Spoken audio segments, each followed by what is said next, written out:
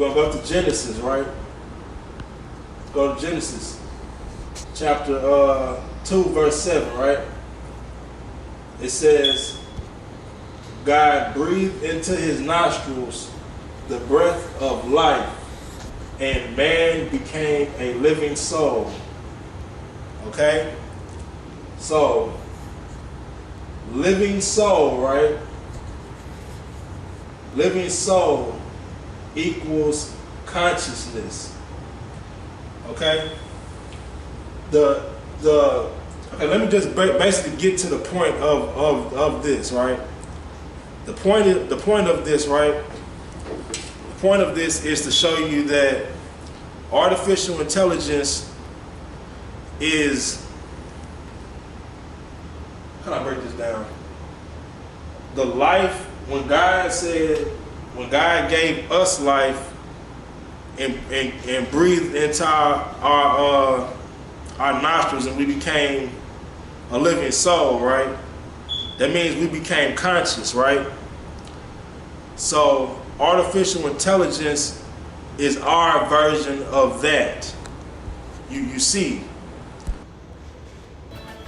CarGurus shows you more cars from 50% more dealers than other leading sites.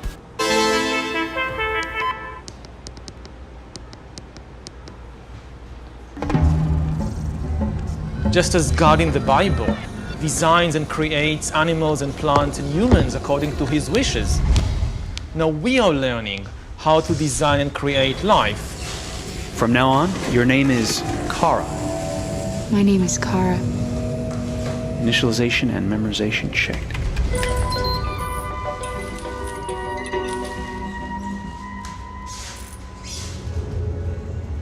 Humans are present with many, many others from their species wandering around on this planet. As naked apes, we once tamed fire, and afterwards every form of new technology determined our development. Now that we've cracked the code of life, it will not take much longer before we can start to play God. The big question is what kind of gods we will be. Will we be merciful and wise gods, or will we be petty, vengeful, and irresponsible gods? With our biotechnology, artificial intelligence, and nanotechnology, it seems we possess all the ingredients to start our own process of creation. But how to deal with this? And what does it mean for our species? Those are big questions. Can you hear me? Yes. I think that this is going to be the agenda for the next century, is that we will be involved in deciding, either individually or as a society, who we want to be. What does it mean to be a human? But I've only just been born! You can't kill me yet! Stop! Will you please stop? I'm scared! This is Backlight. Will we become gods, or are we making new gods?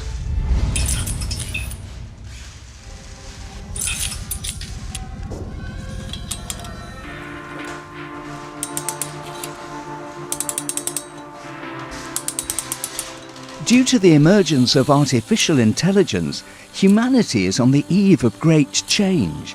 Technological development is going so fast and is so far-reaching that we must search for an interpretation of it all. Historian Yuval Harari has developed his vision of the future by studying the past.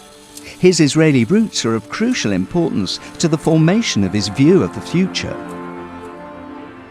Well, I think that living in Israel and in the Middle East gives you a different perspective on the modern age and on technology in general. Now we live, my husband and me, in this small village, which is exactly midway between Jerusalem and Tel Aviv. And I think it's also a kind of metaphor for where I stand as a scientist, as a historian. On the one hand, I see, Jerusalem, with all the religious fervor and the history and the conflict and so forth. And on the other hand, there is Tel Aviv, with all the high-tech and gay parade and vibrant 21st century modern society. And I guess if I lived in a place like Silicon Valley, I would not see the side of reality which Jerusalem represents. But because I live in Israel, in the Middle East, there is no way I'm going to forget the enormous power that religion and mythology and human beliefs have on history. In the end, it's not the engineers that determine what to do with technology. It's the priests and ideologues and politicians. They determine what to do with the technology that the engineers invent. Harari's story is catching. He effortlessly defines the connection between the past and the future and explains what influence the development of technology has had on humanity. He's now using all of that knowledge to give us his vision for the future.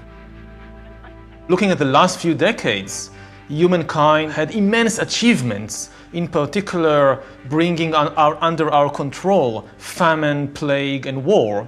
Today, for the first time in history, more people die from eating too much than from eating too little, which is an amazing achievement.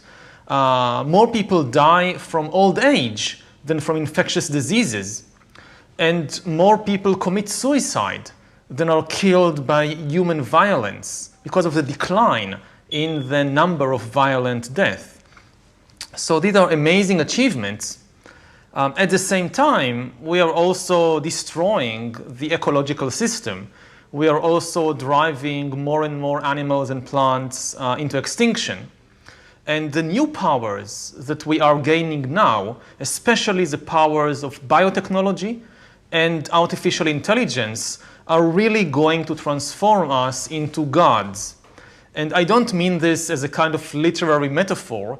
I mean it in a literal sense, that humans are acquiring divine abilities, especially the ability to create and to design life. We've reached the point where the technology which we ourselves have developed is allowing us to play God. But how are we dealing with this? Because our relationship with new technology has never been self-evident. We're often frightened about it, but also realize at the same time that we would be completely lost without technology. Yeah, Homo sapiens is a domesticated animal.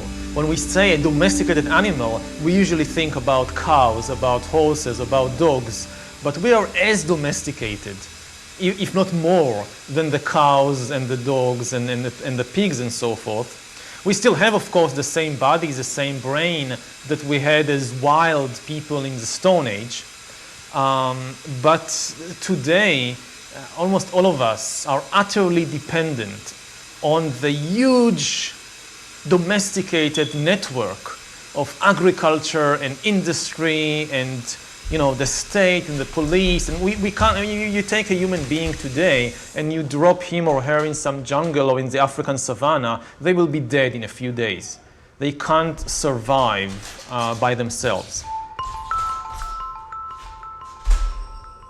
In the Stone Age, in order to survive, you need every day to solve very difficult problems of how to find mushrooms, how to hunt deer, how to escape lions, how to make your own food, your own clothes, your own medicine, how to find your way around the world. You need to know a lot in order to do that. In contrast, today, usually you just specialize in one tiny thing, like teaching history, or sound recording, or being a cashier at a supermarket. And almost everything you need in order to survive and flourish, you don't know how to do it. You depend on this huge system or network in order to do it. I don't know how to produce my shirt. I don't know how to grow my food. I don't know how to build my house. I just know how to write history books, and I get paid for that. For the ones we trust to always be there. For the ones caring for others. For the ones who keep going no matter where they are. In extraordinary times, extraordinary people step up and tackle the big things and the little things that matter. For the ones making sacrifices and standing on the front lines, we're grateful for all you do. Visit Grainger.com for resources that can help as you create your recovery plan. Grainger, for the ones who get it done. It's lemonade season, but this year things are looking dry. That's why Country Time created the Littlest Bailout. Stimulus checks to help kids preserve the values of lemonade stands while putting a little juice. And I take this money and I go to the supermarket and I buy the shirt and the food. And if it depended on me, I would be naked and hungry.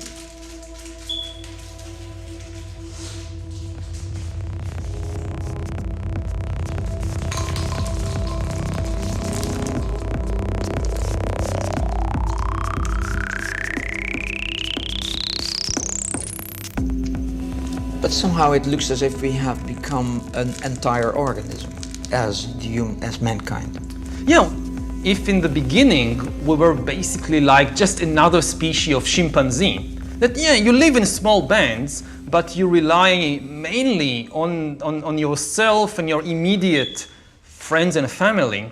Now we are basically like a species of ants. We live in a huge colony in which each one has this tiny role to play, and we cannot survive outside the colony. And this will only increase or go to extremes in the 21st century because with especially the rise of brain-computer interfaces and biometric sensors and so forth, it is very likely that within, say, 50 years, people will literally be part of a network. All the bodies, all the brains would be connected together to a network, and you won't be able to survive if you're disconnected from the net, because your own body parts, your own immune system, perhaps depends on being constantly connected to the colony, to the network. It's not yet reached that point, although we're already permanently connected to one another and experience the greatest of difficulty in going offline. Artificial intelligence has almost become an indispensable part of our daily lives. We're being warned by those closest to the fire. Elon Musk is calling for legislation that is meant to protect us from the growing power of artificial intelligence. Stephen Hawking goes even further and predicts that the human race will eventually be exterminated. Kevin Kelly, also known as the High Priest of Silicon Valley, disagrees with this. I'm very optimistic about what's happening and where it's going, but I think the Hollywood fiction of the robots coming in and killing us all, taking our jobs, making us into slaves, is possible but unlikely. I mean, it's greater than zero. The futurist Kelly does not view the development of artificial intelligence so darkly. We must remain critical, but at the same time utilize every possibility to develop even further.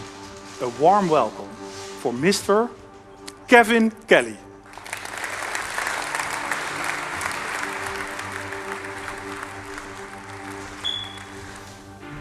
AI is a buzzword. It's in the hype cycle right now. You're hearing a lot about it. But I hope to give you a couple of different ways to think about it that might convince you that this is actually a very big thing. That's the opportunity that we're headed into, is allowing new tools that will allow us to collaborate and cooperate and share at a scale that was unthinkable before. So that all the phones, all of the chips and all the phones and all the laptops and all the server farms together, if you count up all those transistors combined in all the ones that are connected, if you count up all the links like synapses in the web, if you take up all the storage in the entire world that's connected online, it becomes a very, very big brain. It's operating. The logic of Kelly, who's co-founder of the technological magazine Wired, is rooted in the hippie movement of the 60s in California. That's where the foundation was laid for the later success of Silicon Valley. People like Steve Jobs found their inspiration partly in Kelly's Whole Earth catalogue, also known as the Bible of the Techno-Optimists, a catalogue with examples of tools which could help the hippies to survive in the countryside, and is sometimes seen as being the predecessor of the search engine.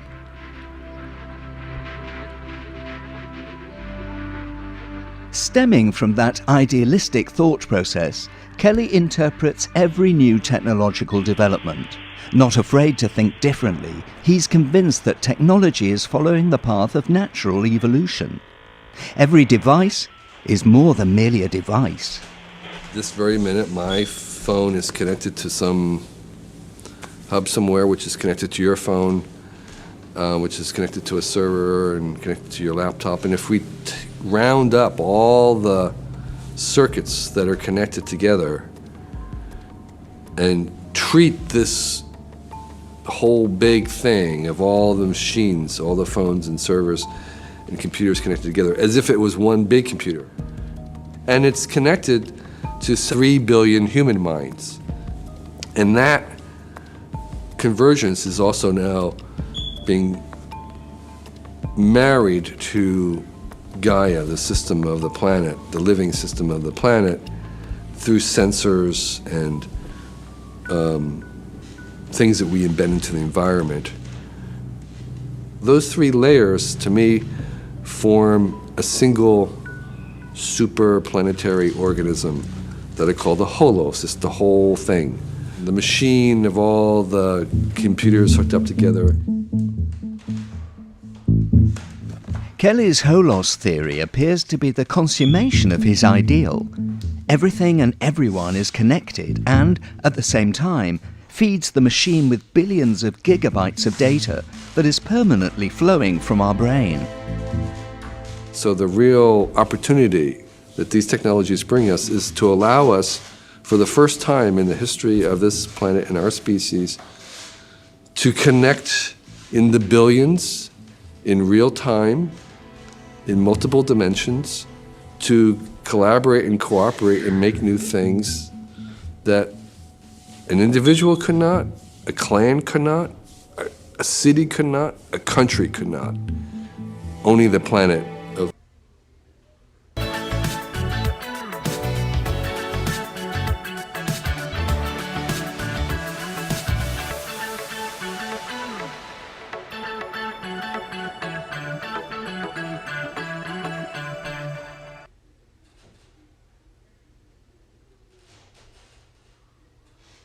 As a doctor in Missouri, I know that access to healthcare can be a matter of life and death. Every day I see people that are working and don't have insurance through their job, but they make too much money to qualify for Medicaid.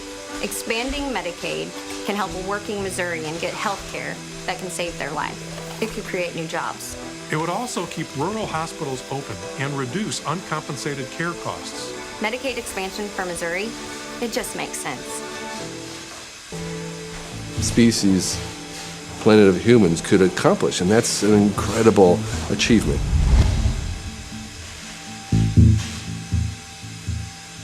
Will it have a mind of its own? Yes. Yes, if we keep adding brains, artificial brains, and artificial memory to this big machine, it will have thoughts of its own. It probably already has. And the problem is that we don't really have any good tools for detecting it, for understanding it, to understand the meaning of it. So it remains to be seen what interaction we have with that. But if we take the most abstract idea of a thought, if we can give the idea that, a mouse could have a thought, which I think it does, then certainly this global brain will have a thought. If the superbrain is capable of developing its own thoughts, then there is not much fantasy needed to contemplate the possibility that we could eventually lose the control over this. That is the point about which Yuval Harari is warning us.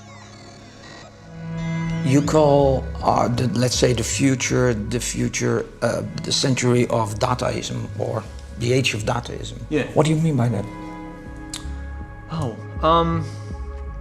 In essence, Dadaism is the idea that if you have enough data on a person, especially biometric data, and if you have enough computing power, you can understand that person better than the person understands himself or herself. And then you can control this person, manipulate them, and make decisions for them. And we are getting very close to the point when Facebook and Google and the Chinese government know people far better than these people know themselves.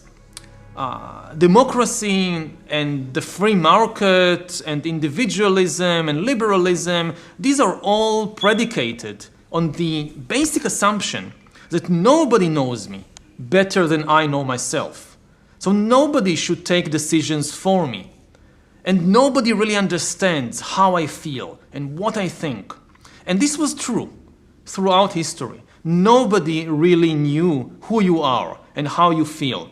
Even if the Catholic Church, or say the KGB in the Soviet Union, followed you around everywhere and always listened to every conversation you have and analyzed it and so forth, they still didn't know who you are.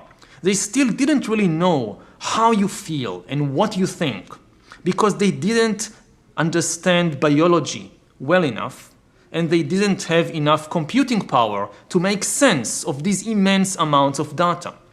So this was always true, but it's no longer true now, or it won't be true in 10 years.